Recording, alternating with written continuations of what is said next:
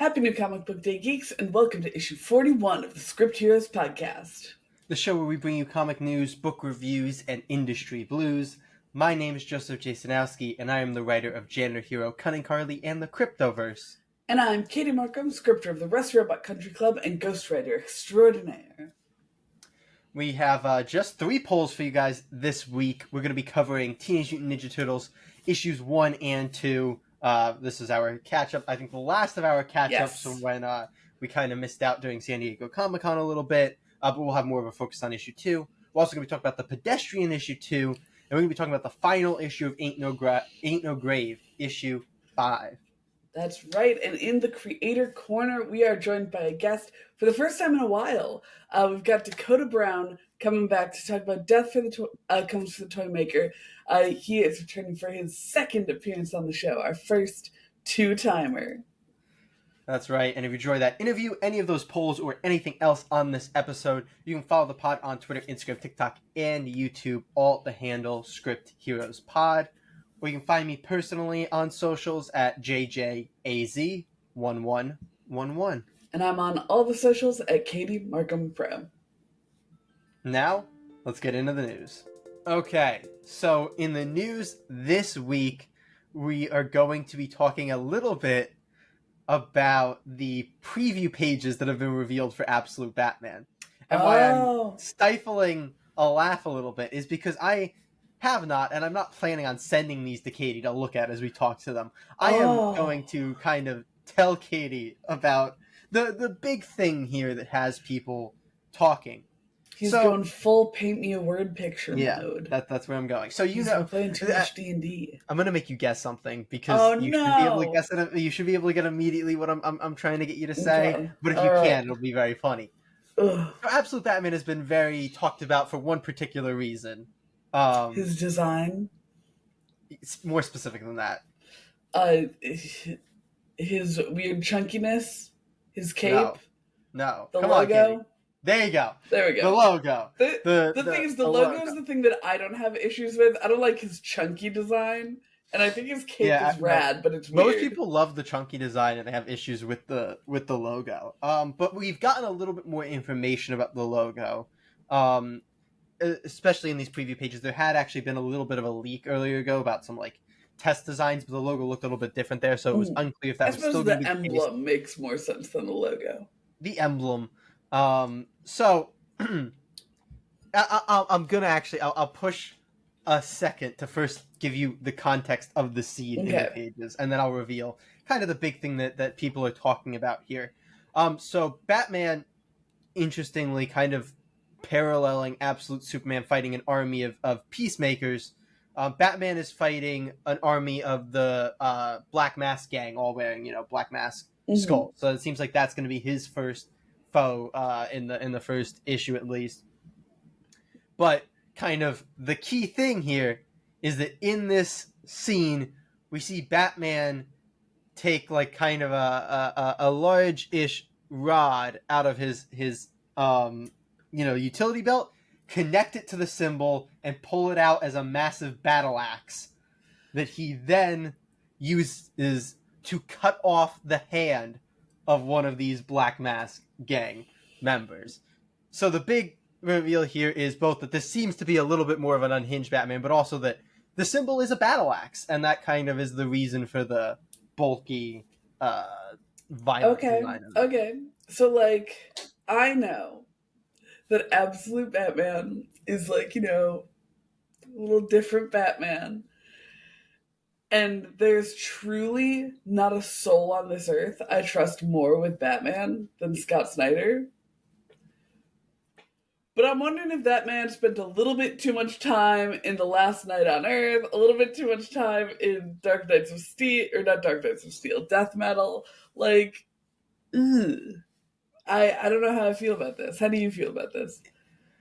It's an alternate world, so I'm gonna give it some leeway. I also really do like the way that the page looks, which is I'm fully here for the battle axe, and then the thing is, once I'm here for the battle axe, I would be the person I think complaining, being he fights with a battle axe, and we're supposed to believe he's not chopping off limbs or anything.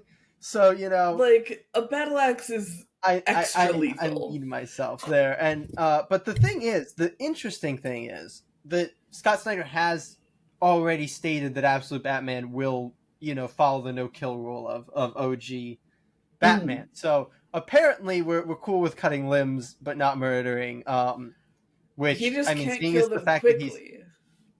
I was just like seeing as he's Batman and like he's using a battle axe to like chop things off and not like a lightsaber's in the like that man's gonna bleed out real fast if Oh yeah. like Oh yeah. he doesn't get immediate medical attention. Yeah, like I guess he can this. hold his hand like above his head. Just don't do it with a Until he leg. passes out. Yeah, just do it with a leg. If you do it with a leg, you're done because like unless he's gonna elevate. I mean, I guess Batman could set up something to elevate it, but that feels like a lot of work in the middle of a big like. It feels like a lot fight. of work to have just alternatively not cut off someone's limb. Yeah. Like, And like, I mean, I think here's kind of my rougher thing, and maybe we'll get the context here a little bit more, so and maybe it won't turn out to be like what I'm thinking here, but like, I guess is this supposed to be? No, I don't think this is the main Black Mask, despite the fact that he's a little bit bulkier than the others. I think the vibe is just that this is like the strong man of the Black Mask maybe. guys, so he gets a like longer fight. This is like a henchman. This man just like cut off this henchman. That henchman does not have health insurance. Like, I think my vibe would be I'd be more here for him doing something like this to like, and again, we'll get the context when we actually read it, and maybe this is like more than just like a random henchman. I'd be more on board with him doing this to like a supervillain as like this Batman doesn't want them to keep doing things, so like he won't kill them, but he'll cripple their ability to be a violent criminal. Like, I'd be more here for that than like random henchman number 10 getting his hand cut off while the others get to just go fine, Yeah, like this is rough. This is an interesting development for sure. Because I think I have two main problems outside of the everyone's going to die if Batman is using an axe. First, with this being a kind of grittier Batman, I know they won't make a battle axe joke, and that feels like a missed opportunity. Why would you give him a battle axe if you're not going to make that joke? They can just call it the Bat Axe, If they don't, I'll be sad. I'll be so upset. But my more legitimate concern with it is like, I know that Batman has come to rely on technology a lot, and I think that we had already talked about how Absolute Batman seems less like a tech Batman, specifically because of his like bulkier frame. This feels like a little too far in the other direction. More in like the origin is a little bit more like techy, because like if you remember, this was like we talked a little bit about the fact that it seems like the reason they made him like not rich in this version was to avoid Iron Man comparisons, because this is like more of the vibe of he built his own suit, kind of engineer-esque. So, but a battle axe is not like a battle axe is cool. A battle axe is an incredibly skilled weapon, but it's not exactly like elegant or I don't. It's not exactly a stealthy weapon. I don't get the vibe this Batman is going to be very elegant. No, I don't think so either. And I think that like, I guess so much of my love of Batman comes from like the discipline of Batman. Like, this is a man who will conquer anything because he will throw himself at this problem until he is able to conquer it. Which obviously goes a little too far. Sometimes we talk about Bat God problems plenty. But like, how often is he using this that he keeps it on his goddamn chest, Well, I think the vibe is like like if it's also like a heavy armor, like I would like. Well, I'm not gonna say I think the vibe is, because I don't think this is the vibe based on the fact that he used it against Henchman.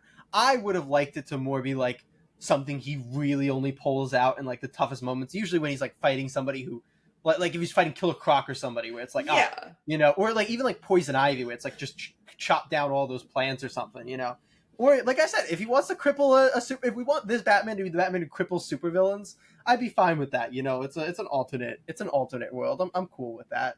But yeah, I don't know. Well, again, I want to see the context very badly. Me too, I think it's cool. I don't dislike the idea of a battle axe. I am here for a battle axe. A bat axe, if you will. A bat axe, yeah. I'm just I'm a bit timid on the vibe of him just using it against random henchmen. Same. And, like, I think that my vibe extends more to, like, regular mortals, like Black Mask.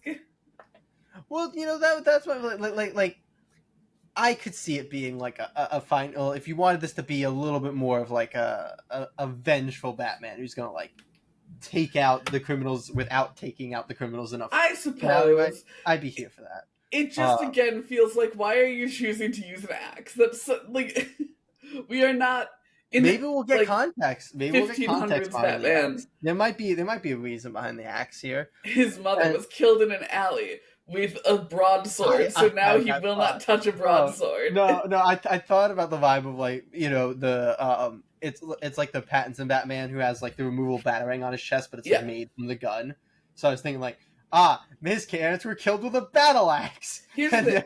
I love the removable chest emblem. I feel like Robin has that like all the time, where it's a little birdarang that he can use. I think that's super rad. So I like it conceptually. I just kind of hate it as a battle axe. But we'll see what the context is. I'm very interested in the context. Very excited for the Absolute books. Mm-hmm. But yeah, we'll dive into those when they happen. But for now, that's all the news we have this week. So why don't we move over to talking about the books that we did read this week? Let's do it.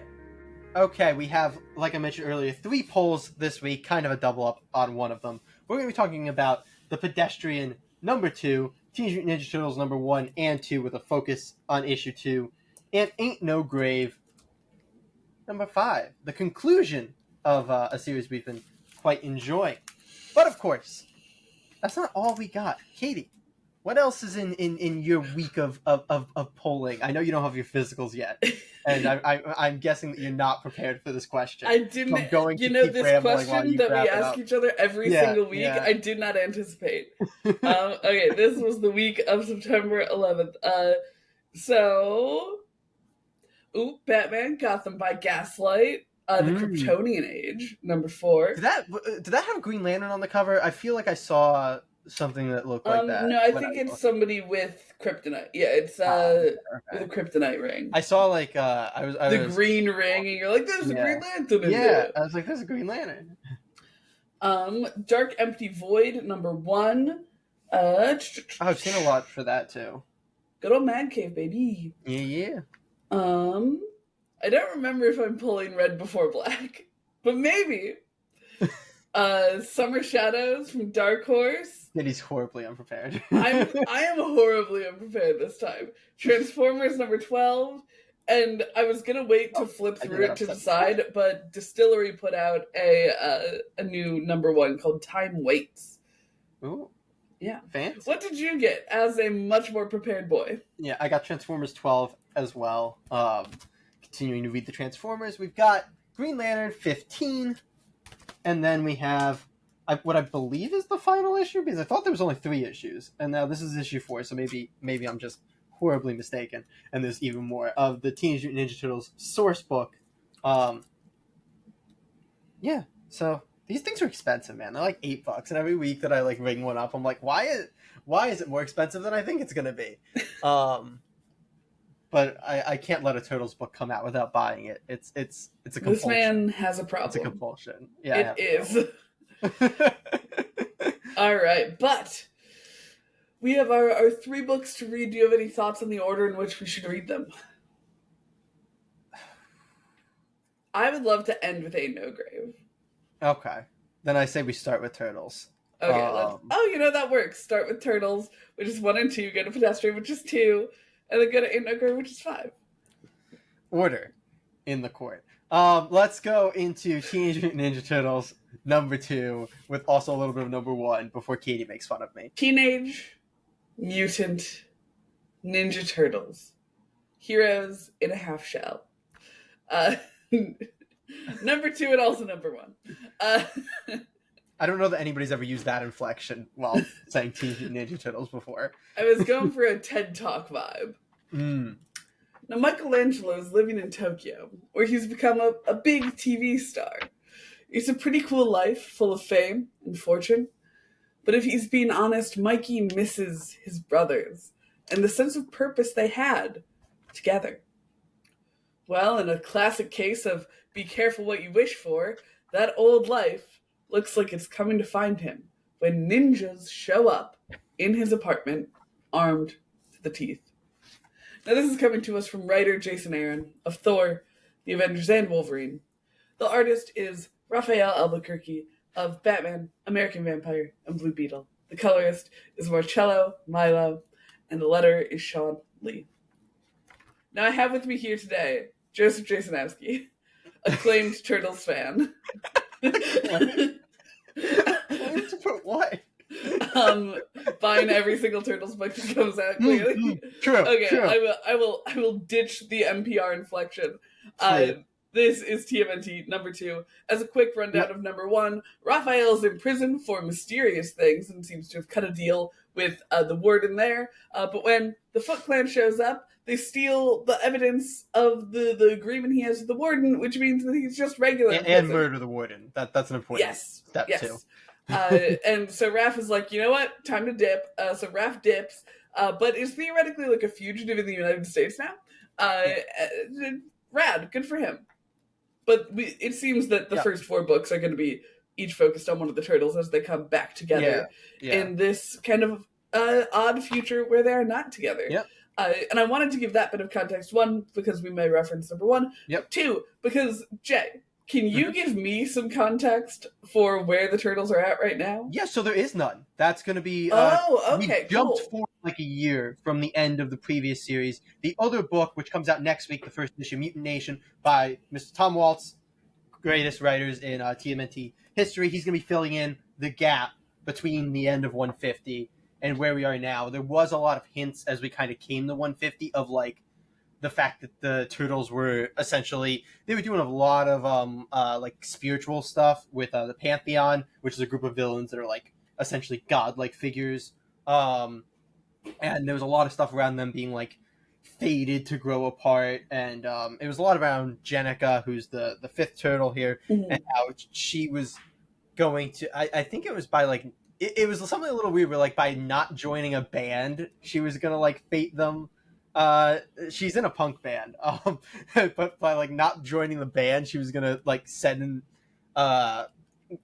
place like the first step to them like all growing apart. And then real quick interlude. What came back from the future, whose name is escaping me right now. It's not Luna, but it's something like that. Came back from the future to be like, you got to do this, otherwise everybody's gonna like grow apart. And anyway. She did do it, but it seems like they still all grew apart. But yeah, that's going to be filled in by Mutant Nation. We did get a little bit in TMNT Alpha number 1, which was a one-shot that mainly focused on Old Hob and where the mute animals are, who are kind of like think like Magneto and his crew compared to the turtles. Like, they're the mutants. They're not really evil, but they're like more borderline. They're less in the vibe of we're going to live with humans and more in like we should take over and get humans before they get us. So we mainly focus on them, but we got a little bit of Donatello, who's in like a weird like animal fighting ring thing. So anyway, there's the context I can provide, which isn't I'm so glad that those words probably made sense to someone out there. And I will stand by acclaimed Turtles reader after that. But that 5 minutes in takes us to issue 2. No, you're good.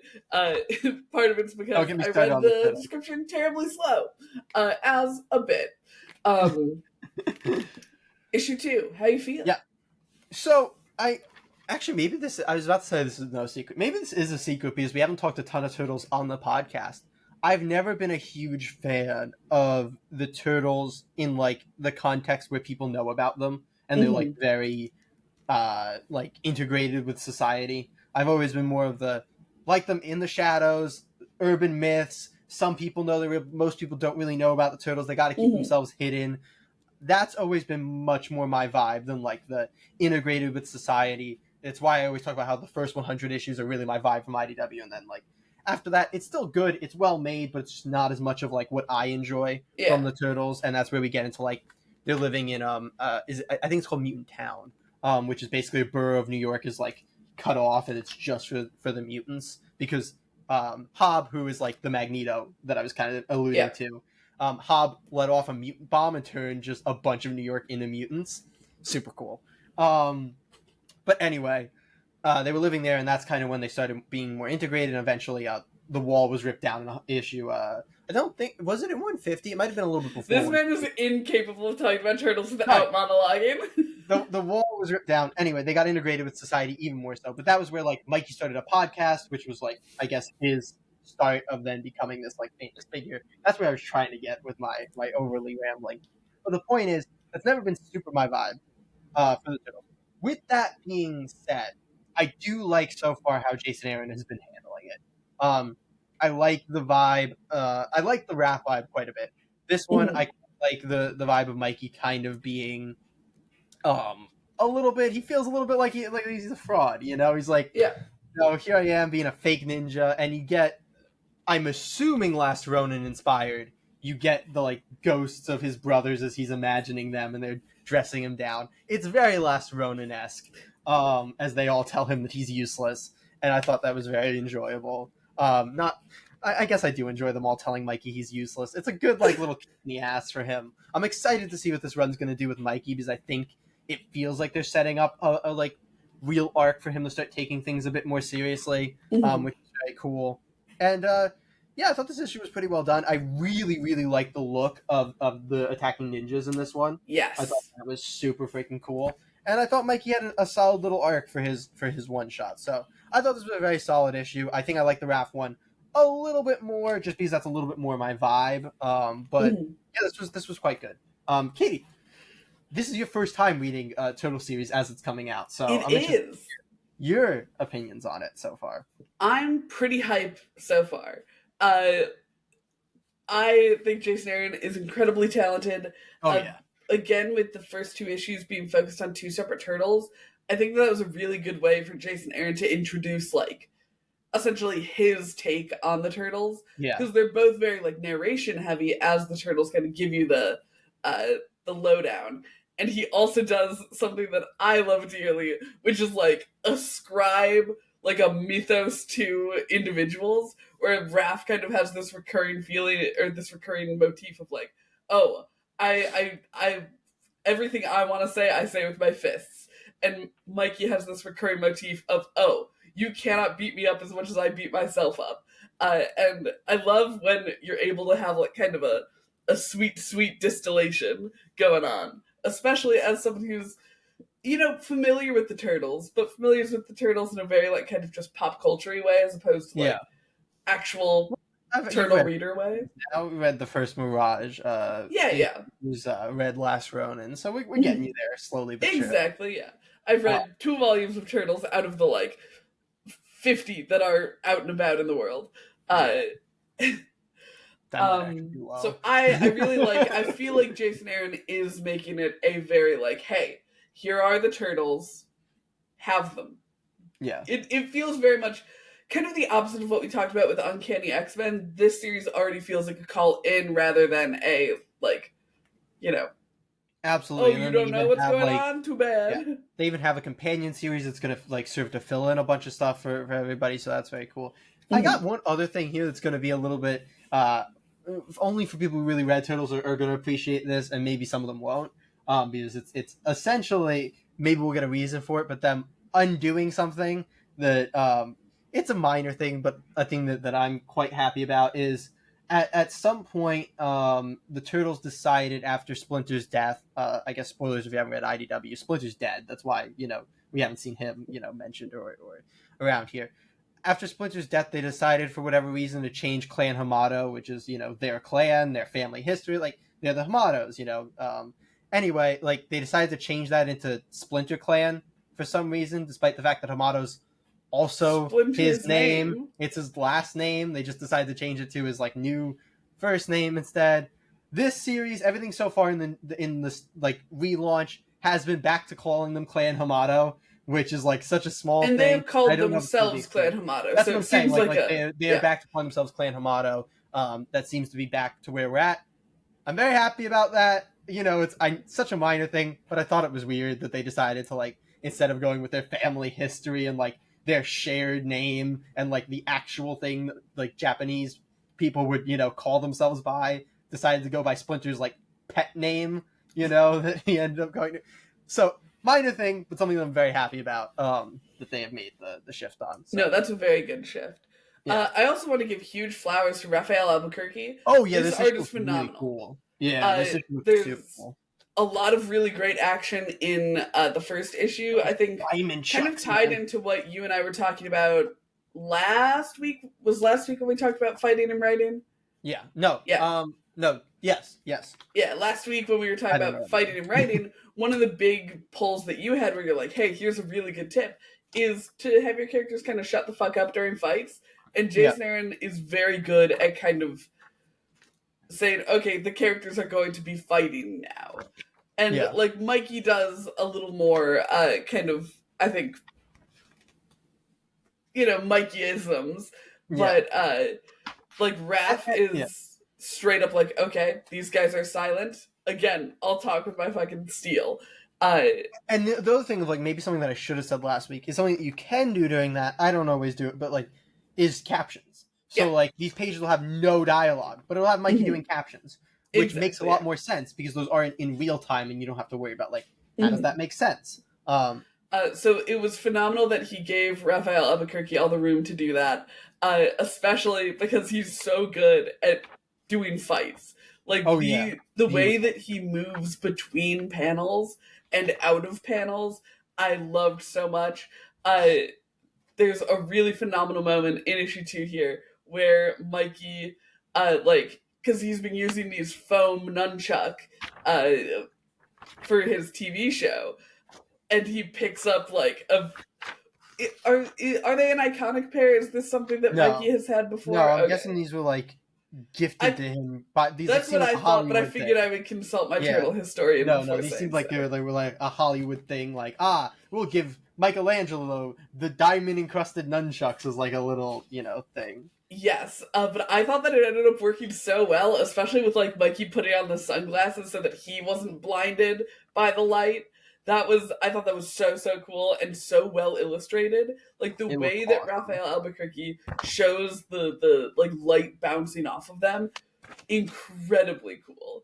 Also interesting to have, you know, from Jason Aaron's perspective, to have bastardized versions of the turtles' weapons showing up. Like Raphael's sai are used to kill the warden. Mikey first has his little like foam nunchucks, and now he has these, you know, bedazzled diamond encrusted ones.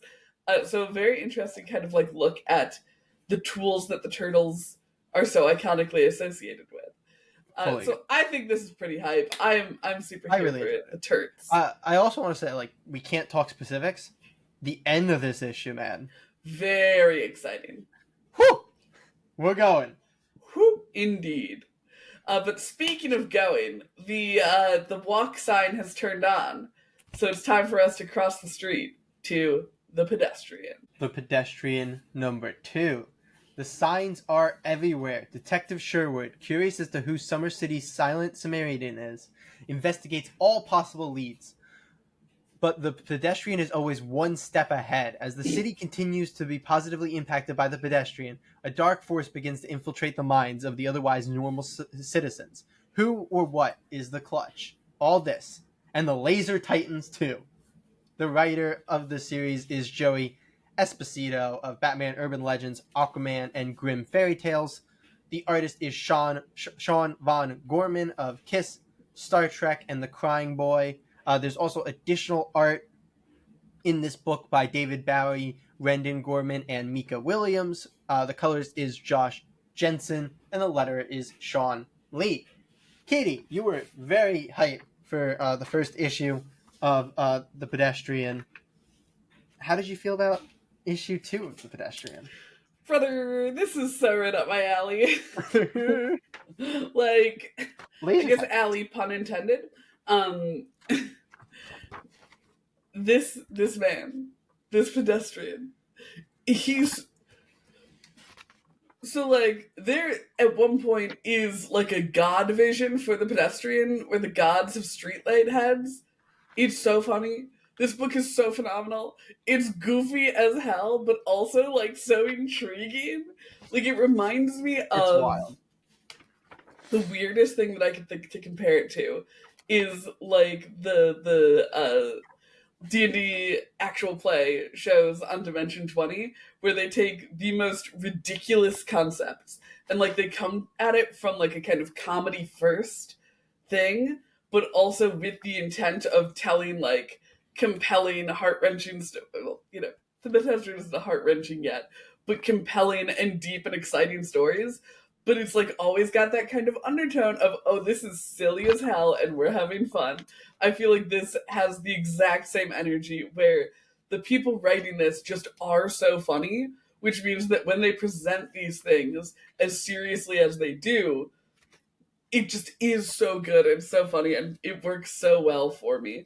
I think that the introduction of Sophie as a kind of like Sophie is the crossing guard from the first issue, and we learn that she has been like helping out the Pedestrian. She's, I don't know, kind of his Alfred, if we want to say that. She buys him pizza, um, and she's phenomenal. And I think that she is like a really good kind of human element where we get that sense of connection to the hero without the burden being on the Pedestrian himself to provide that element, because he works so well as this kind of like just odd force. Jay, because I don't have my physicals, if you can find when the detective comes to Sophie's house, it is my favorite panel in the whole series so far, where she is at the door and the Pedestrian is perched up above. Oh, It's so funny because it's not just that the writing is hilarious, it's that they bring that into the art as well. It like the humor is everywhere in this book Pedestrian and it looks so works. funny in every instance that he is drawn in. Exactly, and it's one of those things again where it feels like these two, Joey Esposito and Sean Van Gorman, are just, they're like comedians first, and they're comedians telling a story as opposed to storytellers making a joke, if that makes sense. And it works so well. I am so here for the ridiculous deep lore of what's going to be coming in this book. We see more of, I'm assuming Clutch is the name of the don't walk man. Yeah, seems like a fine assumption. We get one of our first like real fights in this issue. Yeah, super entertaining, by the way. I'm not gonna show it because it's yeah, because that's pretty deep in. People, but yeah. But yeah, it. Oh my god, it's so fun. It continues to bang. I am so glad the Pedestrian exists, and I'm so mad because I think it's only 4 issues, right? Yeah, that seems to be how. But they I think they said something along the lines of like looking at doing more as long as sales keep up or something like that. If I'm not mistaken. Everybody keep buying the Pedestrian so I can live in Magma seems to be blissful joy. Doing pretty well with everything so far. I think the Pedestrian's been pretty popular, so. Yeah, we'll talk a little bit more about Magma in the Creator Corner as well with Dakota. We will. That's true. We got all the Magma connections this week. It's very interesting. I don't know that I was expecting the like chapter format to keep up, because my like guess going into the first issue was that it started as an anthology, like set of stories that they then just put together into a first issue, and then they were going to go out and make more issues. But it's sticking with like these, telling the story through like these chapters that are each kind of essentially an anthology story with like a progressive, story going throughout them. So we get like even shorter chapters within the chapters of the issue. It's just a real interesting format. The Pedestrian's it's telling its story in a very unique way. Yeah. Like you kind of touched around the fact that like the Pedestrian is less of a character than he is like a force of nature or something in this book. Like we don't get any insight into what he's thinking or who he is or, any of his real like emotions or anything like that. Instead, we get a lot about the town around him and the characters around him. And it's just a real interesting way to tell a superhero story. And I think it's working quite well so far. And maybe a superhero story is a stretch, but I mean, that's kind of what it is. So it's a superhero story. He's wearing spandex. Yeah. So yeah, I think it's a really cool and unique story. And it's always really cool when a book sets out to do something kind of unique in every way. Like I don't know if there's Mhm. anything about this book that's really traditional in any sense. I would agree with that. But are we ready to move on to talk about the thrilling conclusion of Aint No Grave? I definitely am. Let's go to the grave. And here we are, finally at the conclusion of Aint No Grave with issue number 5. Ryder challenges death and it accepts, but is she ready to lose what's at stake if her aim is not steady and true? Will the life she's led inform the death she wants or deserves? The writer is Scotty Young of I Hate Fairyland, Middle West, and The Me You Love in the Dark. The artist is Jorge Corona of Middle West, The Me You Love in the Dark, Nightwing, and The Flash. The colorist is Jean-Francois Belli, and the letterer is Nate Picos. So, Katie, we've loved this series. I think It's okay. we were we thought it was a very interesting choice for issue 4 to be dialogueless, and we have a long conversation about that for anybody who wants to check that out. This is the thrilling conclusion, the final act of Aint No Grave, and it's a very final ending to this story. How are you feeling about the conclusion here? I don't know. It's been about right series, I suppose. It's okay. It's all right. I'm doing a little dance because it's just fun. I fucking love this book. I love this book so much. I think that they stuck the landing with the ending so well. I have 2 fucking words for you, and they are Jorge Corona. This man's ability to capture emotion and just to work with the like supernatural effects of the like afterlife in this Wild West setting. I think that it was with issue 1 where we were praising how well he was working with like kind of scale and the passage of time. I feel like specifically in this issue, scale is again so beautifully portrayed by Corona. Like the way that he moves death around makes him such like a fluid model of a character. The way that like the legion of people who Ryder is responsible for killing is so amazing. The splash pages, honey. Oh my god. I ate this book the fuck up. This has been phenomenal. The way that the deal with death works is so hard. Like, I was borderline crying through this issue, which is very rough for like a single issue to do to me. Like, I'll cry over a like complete volume easy money. But like with a single issue, it's very tough for me to truly well up. But no, this was getting me. Oh my gosh, she's gonna lose it right now. I'm gonna lose it right now because the entire story was so beautiful, and all I want to do is talk about like the very end, but I can't do that. I can't do that. The ending is whew, but you can't do that. Exactly. I am staying shut the fuck up about it, but what I am saying is that this is such a gorgeous series and they stuck the landing so phenomenally well, in my opinion. Yeah. Jorge Corona's art has been an absolute treat the entire way through. We get just such beautiful. It's not even really action in the duel, the deal, but the duel. The duel.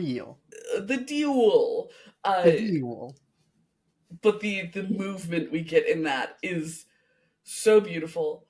Ryder is such a phenomenal character all the way through, and the fact that they kind of confront her about herself was so good, because we knew from the jump that it was like a little, I don't know, I don't want to say hypocritical, but I guess a little hypocritical for her to leave to go barter with death for more time with her family when she could just stay with her family. So we knew that about her character from the very start. It's like, okay, you're making a questionable choice here, sis. Yeah. But it comes back around in such a real and gorgeous way in this book. Yeah. And oh my god, did they fucking land it? Jay, how'd you feel? How many times will Katie say the word landing or land in this review? No more. I passed the torch. You passed the torch. Yeah, I passed the torch. Now you talk about how they landed it. I'm not gonna say that word. Do it. Because I'm gonna intentionally avoid saying that word. What I will say is I think it's real rare for miniseries in particular for the final issue to be the best issue of the series. I think this is one case in which this is the best issue of the series. Hell yeah. Which is really great. It's like you said, the art is just phenomenal in this issue, but I also think that the dialogue is just on point in this issue. Mm-hmm. Like the back and forth with Death is just real emotional. It really does pull at you. They do a great job of building up the emotion and building to the finale that they give you in this issue. I think it works on pretty much every level in that sense. It's a really great issue. Yeah. I want to talk about the specifics kind of as little as possible because I don't want to spoil much. Exactly. Because even though some of them are like early issue things, it's still so late series thing. Yeah, it really just is a series that you gotta read for yourself and experience it here. Yeah. But yeah, it's phenomenally well done. Yeah, I'm gonna shut up before I end up spoiling something. Go on, give me just one. Say that they landed the ending. I'm not saying it. I think that is a very strong final issue, a fantastic final issue. They landed it. Katie has said land too many times, so they landed it. But is there anything else you want to hit on before we go into our official pull list? No. Because just like you, I feel like if I keep talking, I'll start talking about very important spoilery things. So, do you want to start? Because I think I know yours. So my pull list rec for this week is Aint No Grave number 5. A phenomenal end to that coming, right? To an already phenomenal series. I am so excited. I've picked up the trade of Middle West because I'm like, you know what? This fucking creative team.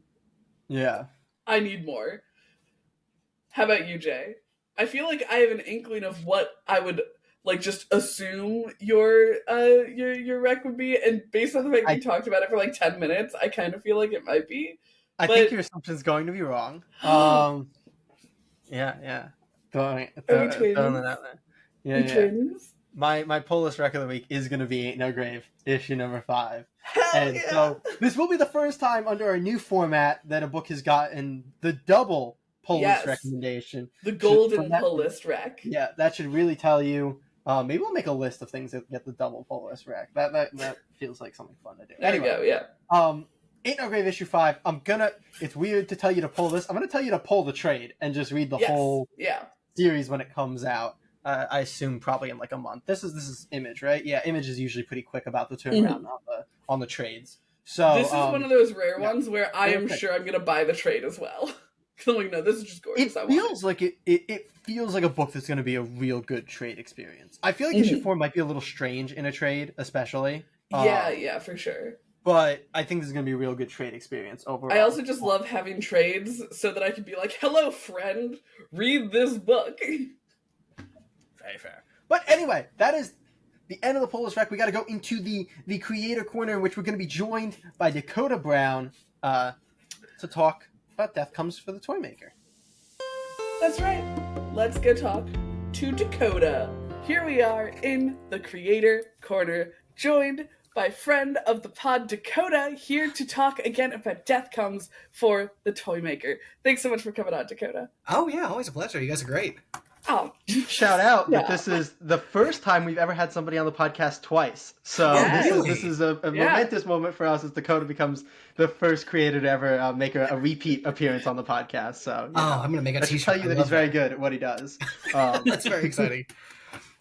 A regular customer. But we wanted to start off with, we've talked about Death Comes for the Toymaker before. We're going to link that episode wherever you can touch a link, and you can go. We talk in depth about Dakota's origins as a comic book writer. The mythology in Death Comes for a Toymaker, which is super, super, super cool.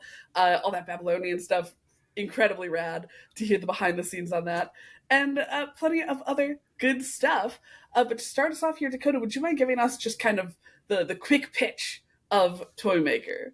Yeah. So the pitch is kind of in the title. Death Comes for the Toymaker is kind of the log line in itself, and that's what kind of sold the comic to the first publisher and now Magma Comics. But it's just that it's this Santa Claus like figure has a deal with death, and every year he has his nice list, his naughty list, and his death list, because death is getting a vacation day in exchange for this Santa Claus figure's immortality. So he still has that that Santa Claus vibe, but a little bit more of an edge and an extra job that he hates. But he finds out very early in the story that some of his little helpers have a plan to kind of put that contract to an end, and it's a retelling and direct sequel to the Epic of Gilgamesh. Not to give too much away. I've given too much away too many times. I'm going to try to be a little bit more judicial with my spoilers. This interview might be one of those times that you gave quite a bit away. It might be, yeah. But it's the A story is this Santa Claus figure who has a deal with death, and the B story is, like I said, a retelling of the Epic of Gilgamesh. But at the same time, they're the same story. So we see flashbacks in a modern day tale, both intertwining to create this one modern myth that's again a sequel to the Epic of Gilgamesh. Yeah, absolutely cool. Phenomenal. We had the absolute honor of reading the trade back the first time and again this time. So fantastic. Script here is approved. We had a small review on the strong previous recommendation from us. Yes, cool. Yeah. You mentioned the title there, and I do just want to just quickly say, you know how to do comic book titles, my man. Like Death Comes with a Toymaker and Grandma Tilly's Hell Tech Mech are just both titles that make you go like, I just know what the hell that is. Like that's such a engaging, gripping thing that you seem to be really strong with. But the other thing that kind of I don't know why this made me think of this question I want to ask you. Just because of like all the stuff that's going on in Death Comes with a Toymaker, like you've got a lot, like, oh, it's the Santa Claus like figure, and then you're gonna pull in the myth of Gilgamesh. Like, I'm interested, where did the idea start? Like, did the idea start with a Santa Claus like analog, or did it start with like the Gilgamesh myth and like expand out? Like, what was kind of the starting point for this idea, if you remember at this point? Oh yeah, absolutely. Yeah, there was it was a real asserted effort to have just a cover page that would sell a comic. That's, at the end of the day, that's all you can do. And on the note of like picking a title that really makes people go, what the hell is that? That's kind of what it was. It started with a desire to have something on a cover that would make a reader at a store go, hey, what is this? And it's my first foray into comics. I've had other series released since then and some anthology items. But even though this is, being released after other works, it was still it was the progenitor to my comics career. So I wanted to have something that was, one, recognizable to readers, two, engaging, and three, just made them say, what the hell is it? So it started just with me thumbing through public domain characters, and because that's kind of the indie comics thing. You see all these grim fairy tale characters blended with horror. That's a very common thing. As long as they're public domain, Robin Hood does this. Zenoscope has made a whole career off of it, really. Yeah, absolutely. So, two that never seem to go together in my mind, and I've looked it up, I've researched it. There's not really been a Santa Claus and a Grim Reaper together, and that's what it was. It was going to be Saint Nick, and it was going to be the Grim Reaper, and that's all it was. It was going to be this one story with, Santa Claus going on this gift trip where he, took somebody's soul, and that person's daughter ended up having this vendetta against Santa Claus. So it was going to be this like revenge story. That was going to be the B story originally. But I wanted to do something a bit deeper, and I wanted to put just throw all the spaghetti at the wall. It was going to have all these mythos. It was going to have it pulled a lot originally from like Native American mythos, Mesopotamian, African. The the mythos that we kind of see as the the original stories in a lot of ways. But it very quickly became like too much to manage. It felt like American Gods, where it was just like it felt like I was just copying Neil Gaiman, which obviously, especially these days, is not something you necessarily want to do. But I really like stuck to the. I felt a connection to the Mesopotamian mythos, specifically. First spoiler will be here. The story of Gilgamesh and the story of the Santa Claus figure I wanted to tell, because Gilgamesh is this immortal figure who through hubris and through pride became his own undoing, and this Santa Claus figure I wanted to tell a story about, who ended up being Gil the Toymaker. Very obvious connection to the two. It was kind of the same story I wanted to tell, so it was an obvious blending there. Yeah. And from there, it became very easy, for the most part, to take certain stories from Mesopotamia, whether it's the origin story of Marduk killing Tiamat and creating the world, or the Epic of Gilgamesh, or Ishtar and the Hulapu tree, which were the three main stories I pulled from. There's so many more. But blending those into the flashbacks and making them match the modern day, and really at the end of the day telling one story. But yeah, it started as something very different, but one, the fact that I found so much interest in Mesopotamian mythology, and two, it's kind of looked over, honestly. Even though it's the cradle of civilization, it's the first stories in a lot of ways. It takes second chair to Greek and Roman myths and Norse myths. So it felt a real pleasure and honor to be able to retell those, hopefully as accurately as I could. Yeah, I think that you also hit on something so great about it being up there in terms of like robustness and importance with the Greeks and Romans and the Norse myths. It's also so like aesthetically distinct from them. Like you can picture the Norse pantheon, you can picture Greek and Roman gods, and Mesopotamians you can picture like the gold and all of the like sweet weapon.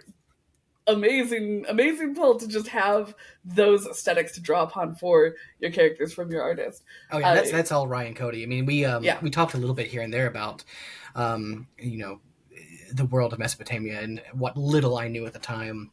And I shared pretty much a children's dictionary with him. I still have it on my bookshelf. From what's the publisher DK that you see just make good old Eyewitness. You know what? They do good work. They do. And we went over that and some other sources, and he was able to pull imagery for characters that had established images, and we kind of it did a blend of animalistic traits and human traits for the gods that is kind of subtle in a lot of ways. Like Ishtar has more of a lion feel because of her collar, and Ereshkigal has a dog feel because of like a mangy dog, specifically because she's the the goddess of death, and that was her like patron animal. But Ryan really designed these in such a way that it really honored the source material, but it also felt really fresh and new.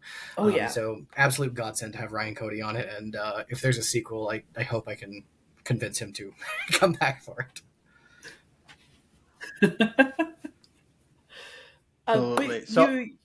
You go ahead. Okay. Because I'm going to go into the big one here. I'm going to go to the big I think question here. So obviously we talked before, and the reason we're talking again so long apart is because you kind of switched publishers. The book didn't end up coming out all the way with Scout. Obviously, Scout had some big issues go on. We made a whole video about that. A bunch of stuff happened with Scout. You can go into that as little or as much as you want. But how did the book end up at Magma Comics? Because I think you had told us you had cold submitted to Scout, but Magma Comics, as far as I'm aware, is not an open submission type publisher yet. So how did that end up being the home for the series?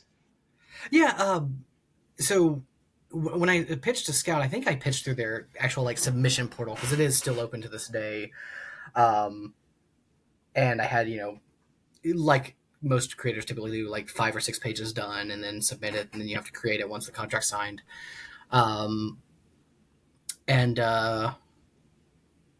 things happen. Everything's very, very public with my comments and everything about their uh, Scout is honestly, hopefully, on the upswing. They have a new imprint. I don't know. I don't have any knowledge on the goings on there, but they still seem to be doing their thing.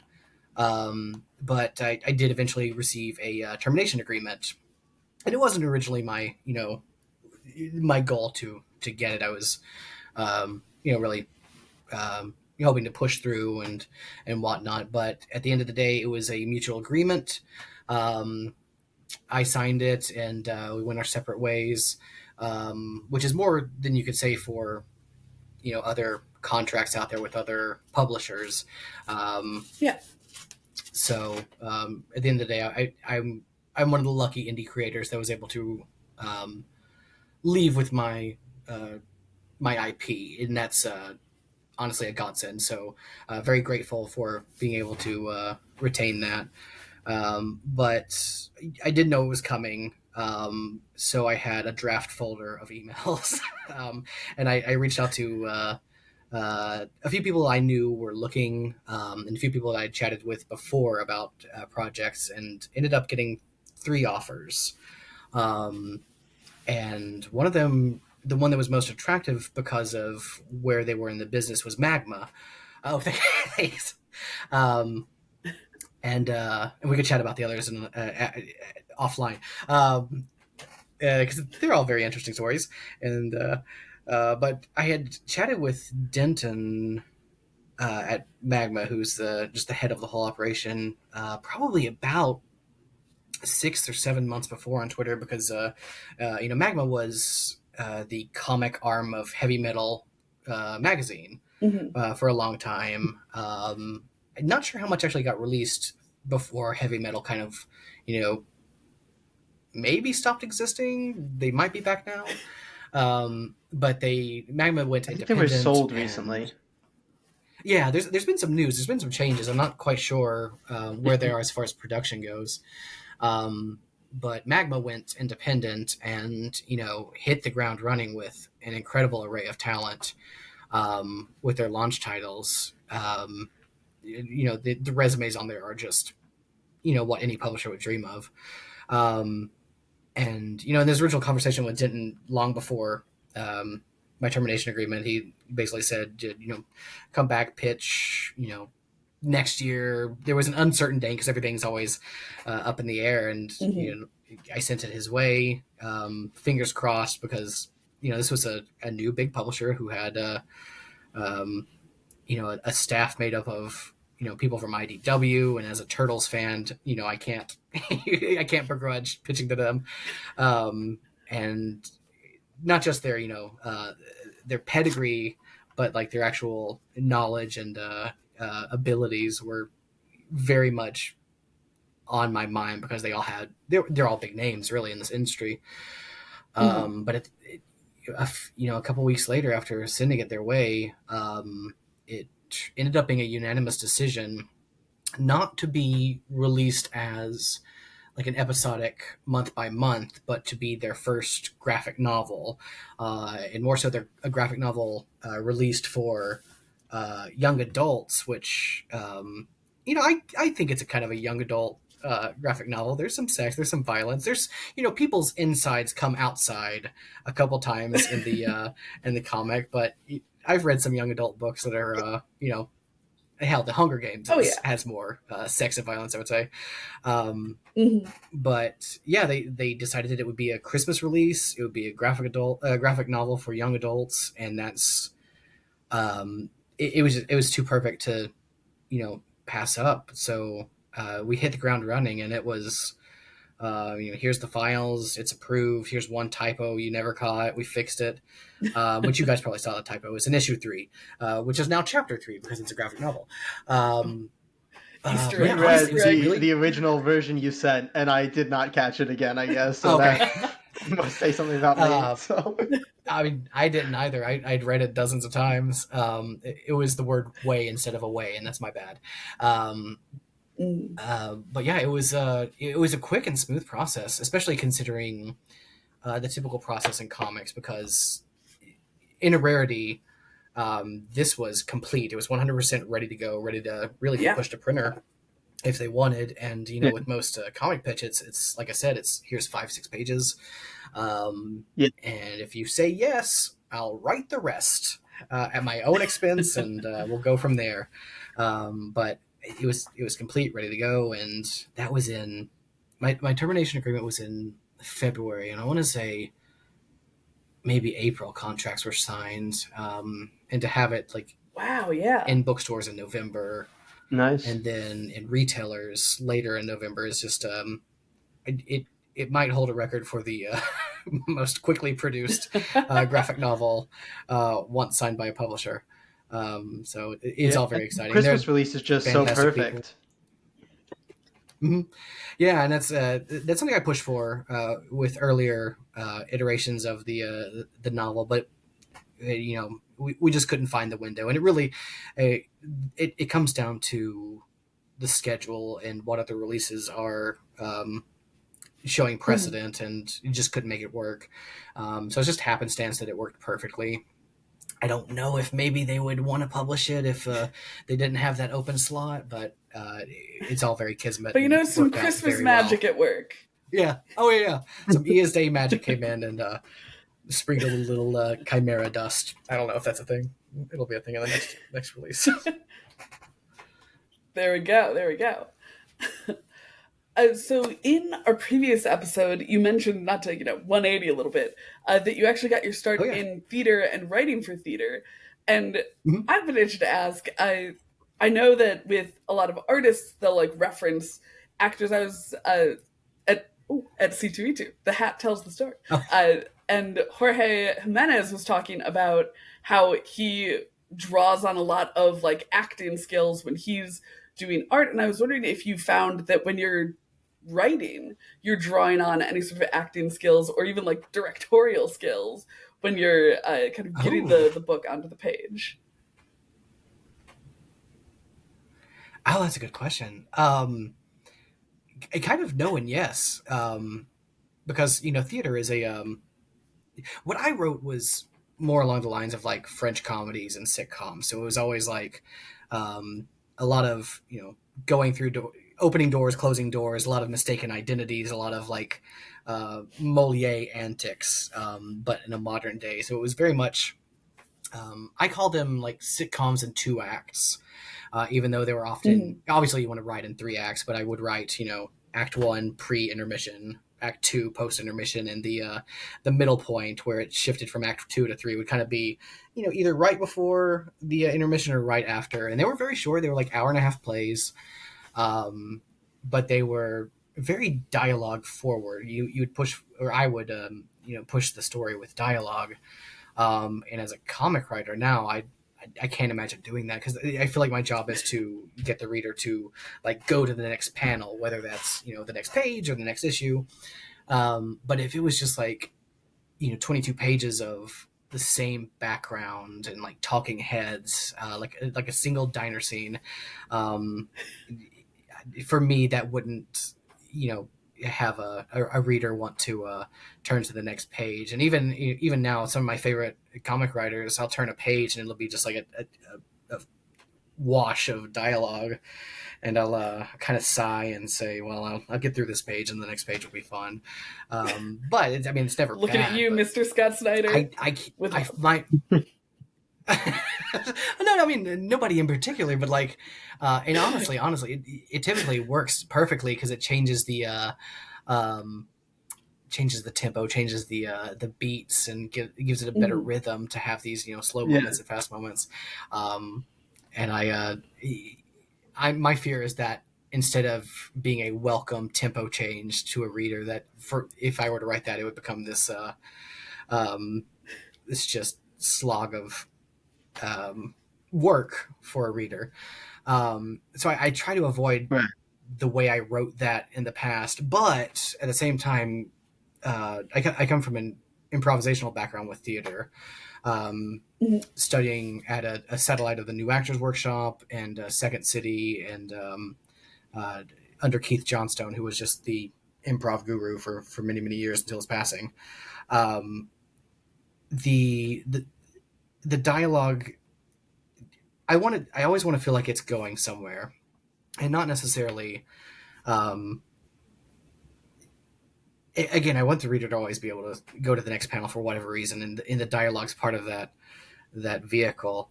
I want the dialogue to inform several things. Obviously, the character's desires and the moment, but I also want to move it to the next scene, so there's a fluidity there. Sometimes it doesn't feel natural, I suppose, but as long as we're moving forward with the story through dialogue and through actions, whatever, I'm very happy. So, as a playwright, very, very different. But as an avid improviser for many years, that's you're always trying to find the next scene, the next moment, and sometimes it's just it's just very natural. It's first draft stuff that just does very well, and other times you kind of have to force it. So there's definitely a blend of that. First draft, second draft battle, and that's really what it is. I guess the improviser in me is the first draft, and the playwright, who's more totalitarian on dialogue and character intentions, is very much the playwright. Awesome. If any of that makes any sense. I think it all made that made a ton of sense. That was actually really well said. But to stick with following up on things that you probably don't remember from when we talked 6 months ago, was it? Something like that? However long ago it was? Oh, maybe. It's... Yeah. Anyway, you said something that has... I really started to take note of it in the industry, and I have probably brought it up in so many creator corners since, as we talk to people about making comics, which is you talked about the industry kind of starting to shift a little bit from those like 6-issue miniseries more to like 3 to 4 issue miniseries, and that kind of becoming the new ballpark that publishers are looking for. And I really started taking note of that because that's been very true the last year or so, maybe even last 2 years, whatever. But I'd be interested if you could talk a little bit about your approach in doing something like Death Comes to the Toymaker that's 6 issues versus something like Grandma Tilly's that's more in that 3 to 4 issue range that's, now becoming more popular. Yeah. So, Scott Fogg, who's a creator, also from Chattanooga, who currently has a Kickstarter, Night Care. I think it's issue 3 that's out on Kickstarter right now. Go support it. He's a brilliant writer, and he mentioned that somebody came to him in a convention and said that they have this great comic idea. They're very excited to get it on paper and send it to publishers. It's a mini series. So publishers will want it. It's not an ongoing thing, which mostly is true. But this miniseries is a 12-issue series, and he's very excited to get it on paper. And I remember Scott kind of saying I didn't know how to tell him that that's not gonna do it, because a 12-issue series. Getting 12. I love a 12-issue series. I love a good full graphic novel, but it's just especially like a first-time writer or a smaller press, it's just not going to happen because and it comes down to money. It really does. That's a very expensive gamble. You can make an argument for a ongoing series, I think, because your numbers will show you when to stop and say, okay, now this issue is when you put you tie it nicely at the end, and here's your end. And that probably won't be 12 issues necessarily, but with Toymaker, I don't know why I made it a 6-issue series. It was probably, obviously it was just ignorance, honestly. But it was enough to tell, the full story I wanted to tell. I probably could have done it in 5, maybe 4. But I don't regret it. It was very expensive to put together. Definitely. I'm still, very, very aware of my bank account. But if it were a shorter story, it probably would have been a whole different situation with how it was published at the end of the day, and wouldn't have led me to this to today. But ongoing, one, because of like I said, the costs, and 2, because of just narrative neatness.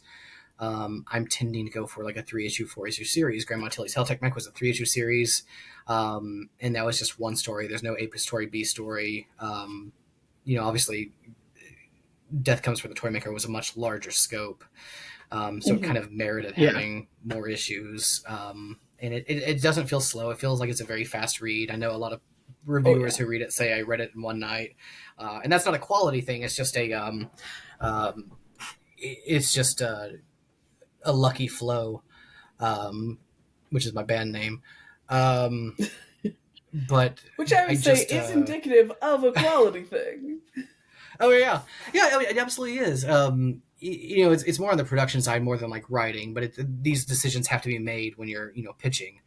I just absolutely had a handshake deal on a pitch that just got quote unquote sold. There's no contract, so I can't say it's ready to go, but there's a contract on the way, and it's a 4-issue series. And I think right now that might be my limit.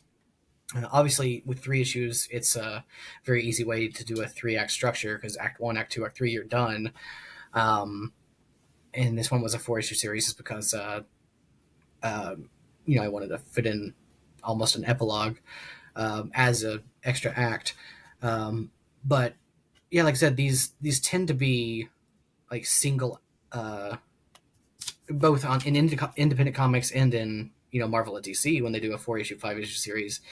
It tends to be like a single A story with a big forward momentum. I'm thinking Beta Ray Bill, which is, I know it's been a while, but it's still one of my favorite miniseries of recent years. I think it was a 5-issue series, but it was it flowed so well. It Marvel does 5, I think, most of the time. Typically, yeah. I think especially recently. But it also, it comes down to what a reader is willing to buy. So it all comes from production, whether it's like any business. Comics is risk averse, and that's rightfully so. You don't want to lose money because then you can't continue producing what you want to produce. But what you want to produce has to be very, very tight in a lot of ways. And there's always going to be some decisions that we see in articles about business that don't seem fair for creators or readers. But at the end of the day, I don't mean to sound like the business suck up, but at the end of the day, it's to keep the company running. And 9 times out, I want to give a number. Absolutely. A lot of times I tend to see, I try to see the reasoning behind it, and it screws over creators and whatnot here and there. But to prevent that, to prevent specifically like a longer series suddenly not having an ending or being cut short, those 3 to 4 issue series, it's the way to go. A very long-winded way to say it's kind of the where I see comics going in the near future. So might as well cling to that 3 and 4 issue hype train and put out very affordable to produce stories. There you go. Absolutely. Very insightful. Like you said, it's the smart way to do it. Hopefully. So we were thinking, when we talked to John Layman, we were asking him what his like ideal comic property to write for was, and he's quite the bragger. Not really, we love you, John Layman, but he's like, I wrote for Gambit, I wrote for Batman, to go through all these cool things that he's written. So I was wondering, Titans now, so Titans now. Clearly, us asking this question is a precursor for getting a big job. So we're going to ask it to you so that you can get the same. Share the wealth. I will put it into the universe. Magic. Absolutely. But so if you could write for any comic property, any comic property, what would it be and why? Obviously, I'm a huge Turtles fan from my birth to now, so that's going to be included in there. And there's a few, there are a few pitches there that I would be ready to share at any time. But my first comic, I have it hanging right here on my wall. I have 2 versions. I have a ripped cover that was mine, and then I rebought it. It is Marvel Tales, featuring Spider-Man. It's issue 247. So Marvel Tales was always a retelling of other Marvel properties. I don't know where I got this. It might have been my father's. He might have bought it for me. But it's a retelling of Marvel Team Up Annual #6, which I also have several copies of. It's pretty much a perfect comic of that era. It might be just nostalgia for me saying that. Even like the Lucky Charms advertisements throughout it, I love. Lucky Charms gummy specifically, which they don't make anymore. Yeah, it was like a month they made that, and this was the month that they advertised it. It's a story with New Mutants and Spider-Man, but it's also very heavy into Cloak and Dagger, and I'm a huge Cloak and Dagger fan. Okay. I'm a C-lister fan. It's just something. My father was a Marvel reader. Still is, because I'll buy him some collections here and there and try to force him back into it. But I have a dream pitch, and like any creator, I'm sure you ask, it's written out. It's a Cloak and Dagger / Amazing Slapstick, which is also my favorite Marvel C-lister.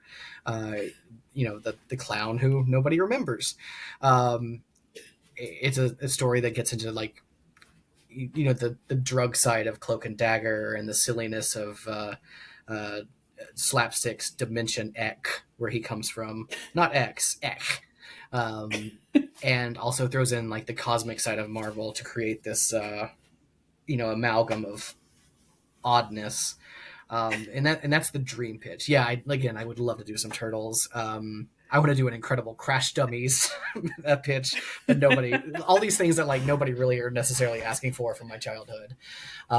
Dude, you and me can team up on the Crash Dummies. That's one of mine where I'm like, so good. Like my first original superhero was like a Crash Dummy as person with invulnerability. Like, no, I love it. Gotta get that Crash Dummies book. It's so good. Cloak and Dagger answer though. That's such a good poll. Not just grabbing the top tier there, but characters that are super interesting. Like that's such a good one. They're one of those. They're a group of characters that every time there's something with them being played out in the mainstream Marvel universe, I obviously try to read it, but I also always try to be like, if they're not used for a while, then they're available. And it's not like I have any pull at Marvel by any means. I have once or twice I've been asked to send some samples with 0 responses. And then I'm sure several follow-ups that were unwarranted. But yeah, if I could pick one, it would be that, a Cloak and Dagger story in general, but specifically one that's a mashup with Slapstick, because, I don't know if they've been in the same room together in Marvel, and they sure deserve to be. Fantastic. There you go. Marvel, pay this man. Slapstick the Clown coming to the MCU. They're clearly soon. They're gonna need a companion comic. They're running out. Might as well. 100%. Thank you so much for coming on, Dakota. Our very first second timer. We'll start getting those little SNL jackets. Yeah. We love Death Comes to the Toymaker. Again, if you want to hear our review of it, that's going to be a little more a review of issue 1 because we didn't want to spoil anything. That's back with our previous interview. And of course, all that you can want to know about it, we have talked about here and there. So please check it out. And Dakota, do you have a final order cutoff day and a release day just off the it's September 30th. So final order cutoff is September 30th. That's for comic book stores. It's out in comic book stores on the 6th of November. Then it will be in retailers. Basically any bookseller you can think of. It's going to be available November 19th. Obviously support your local bookstore over big retailer chains if you can. They're going to be the same price. There's a good chance, a lot of local comic stores give you good deals, and they just need our support. Yep. So if they have it available, grab it there. And if you can be the one to tell them to make it available if it's told to them by September 30th. So get in there. And all Dakota's socials, link to the previews world of Death Comes to the Toymaker, all that good stuff will be in the description of this episode. So easy way to get to where you need to get to. Thanks again, Dakota. This was awesome. Yeah, thanks so much, guys. It's a pleasure. Second time. Thank you again so much to Dakota for joining us for the Two Timers Club. Again, he's the first one to do it. Shows you how good of a book Death Comes for the Toymaker is. Remember to get your orders in before final order cutoff, or make sure you're supporting your local comic shops by picking up the trades there when they drop.